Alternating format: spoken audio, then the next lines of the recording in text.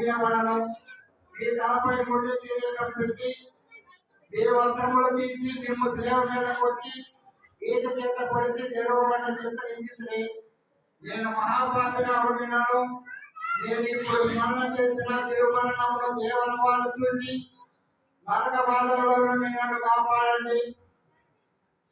మరియు వారిని తీసుకొని పోయిన స్థలమునకు నన్ను పరలోకమందు నెరవేరినట్లు భూలోకమందు నెరవేరును గాక.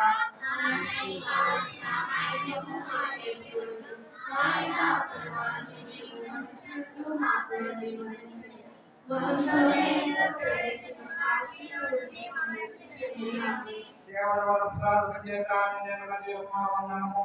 ఏకవారు మీతో ఉన్నారు, స్త్రీల రాజులంతమైన వారు మీరే. ఏ గర్భంతోని వారా నిత్య సహాయ మాత పితా పుత్ర పవిత్రాత్మ నామమున ఆమేన్.